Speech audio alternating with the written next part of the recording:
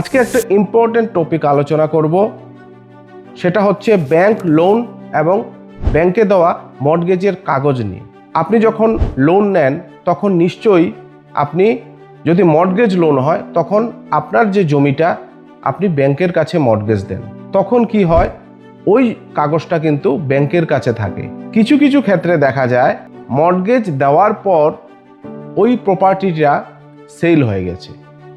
মানে মনে করুন ব্যাংক থেকে এ লোন নিয়েছে, তারপর দেখা গেছে যে ব্যাংকে না জানিয়েই লোন থাকা অবস্থায় এ বিকে ওই জমিটা বিক্রি করে দিয়েছে।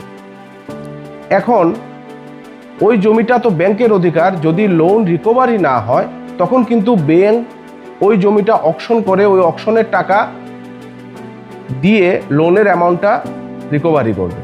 কিন্তু সেই ক্ষেত্রে যদি বিয়ের কাছে সেল হয় এবং সেই জমির পজেশন বিয়ের কাছে থাকে তখন কি হবে? তখন অবশ্যই সেটার কয়েকটা দিক আছে। যখন ব্যাংকে আপনারা লোন নেন তখন সেটা ব্যাংকের লায়াবিলিটির মধ্যে পড়ে। যদি কাগজটা ব্যাংকের কাছে মর্টগেজ থাকে তখন ব্যাংক কিন্তু সাব রেজিস্ট্রারি অফিসে একটা লেটার লিখতে হয় যে যতদিন ব্যাংকের কাছে জমিটা মর্টগেজ থাকবে ততদিন এই জমির উপর কেউ নন এনকামবেন্স সার্টিফিকেট ইস্যু করবে না। এটা যদি ব্যাংক না দিয়ে থাকে তখন কিন্তু এটার ফায়দা ওই এ এবং বি মিলে সেটা নিল এবং জমিটা বির নামে ট্রান্সফার হলো। তখন সেটা কিন্তু ইলিগ্যাল ট্রান্সফার। হ্যাঁ, আপনি বলতে পারেন যে এনওসি বেরিয়েছে, হ্যাঁ, বা পজেশনও পেয়েছে, ইলিগ্যাল ট্রান্সফার কি করে হলো? হ্যাঁ, অবশ্যই এখানে বিয়ের অনেকটা রাইট আছে, বি তো জানে না। এটা অনেক সময় এ বির মিলিভগত হয়ে থাকে, বা অনেক সময় এ যে ব্যাংক থেকে লোন নিয়েছে সে না জানিয়েও জমিটা বিক্রি করে দেয়। সেই ক্ষেত্রে কিন্তু বিরও একটা রিলিফ আছে। বি রিলিফ আছে যে বি সেটা দাবি করতে পারে যে আমি যে টাকা এ কে দিয়েছি প্রপার্টিটা সেলের জন্য, এই টাকা আমাকে ফেরত দাও উইথ ইন্টারেস্ট।